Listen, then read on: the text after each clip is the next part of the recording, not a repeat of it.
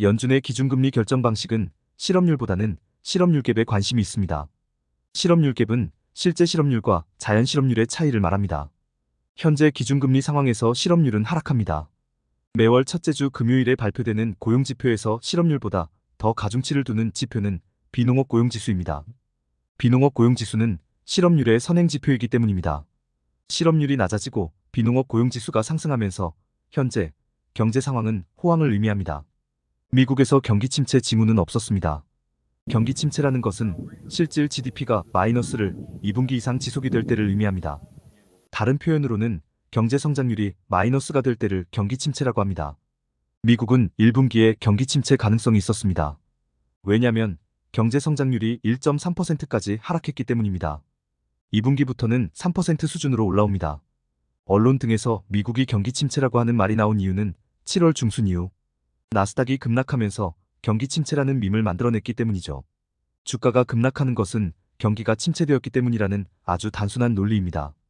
나스닥이 7월 11일 고점을 찍고 급락한 것은 경기 침체와 무관합니다.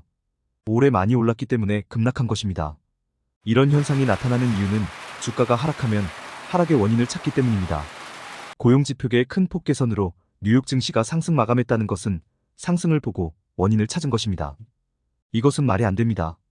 왜냐하면 고용이 개선이 되었다는 것은 실제 실업률이 자연 실업률보다 낮다는 것입니다. GDP 갭이 플러스이기 때문에 연준은 GDP 갭을 줄이기 위해서는 실업률을 높여야 합니다. 연준은 기준금리를 예상보다 낮게 인하해야 합니다. 미국 10년물 국채 수익률은 급등합니다. 왜냐하면 장기금리는 미래 단기금리의 평균입니다. 기준금리는 단기금리입니다. 단기금리를 내릴 가능성이 낮아졌기 때문에 장기금리는 상승합니다. 연준은 11월 7일 50bp 인하 가능성이 27.5%에서 제로가 되었습니다. 금리 인하 가능성이 낮아지면 나스닥은 급락해야 합니다. 그런데 나스닥은 급등합니다. 이것은 나스닥 상승 원인을 두고 언론에서 상승 원인을 찾은 것입니다. 만약 나스닥이 하락했으면 고용호조로 금리 인하 가능성 감소로 나스닥이 하락했다고 했을 것입니다. 평생 주식을 해도 실력이 늘지 않는 이유입니다. 뉴스를 될 수 있으면 보지 않는 것이 실력에 도움이 됩니다. 내용 자체가 틀리기 때문입니다. 틀린 답을 보고 공부하는 것과 같습니다. 금리 인하 가능성이 낮아졌지만 나스닥이 상승한 원인을 굳이 찾으면 선반영입니다. 나스닥이 선반영에서 먼저 하락했고 악재가 나오면서 반등했다는 것입니다. 주식시장은 워낙 다양한 변수가 존재하기 때문에 단기 예측은 신의 영역입니다. 결과를 보고 합리적인 답을 찾는 것이죠. 이것을 다른 식으로 표현하면 단타로 수익을 낼 가능성이 상당히 낮다는 것입니다. 자연현상과 다르게 경제현상은 기대라는 것이 들어가 있습니다. 인플레이션 갭은 실제 인플레이션과 기대 인플레이션의 차이입니다.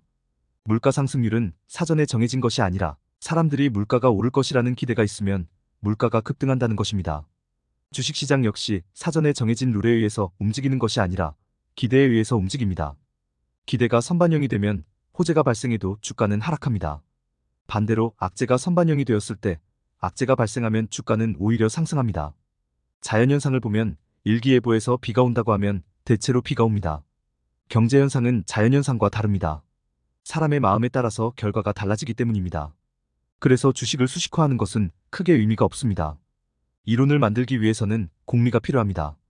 110이라는 식의 명확한 답이 존재해야 합니다. 인간의 마음은 수시로 변하기 때문에 경제 분야는 수학적으로 나타내는 것은 불가능합니다.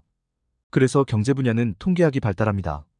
만유인력의 법칙 같은 법칙이 존재하지 않기 때문에 과거의 사람들의 행동을 보고 미래 행동을 연구합니다. 차트로 주가를 분석하는 것이 이런 원리죠. 과거의 패턴을 보고 미래에도 사람들이 이렇게 매매할 것이라는 원리입니다. 주식 투자는 과학이라기보다는 유행에 가깝습니다. 유행에 따라서 주가가 움직이는 경향이 있습니다. 주식시장이나 부동산 시장의 경우 가장 핵심 포인트는 기대입니다. 사람들의 기대에 따라서 가격이 움직이기 때문입니다.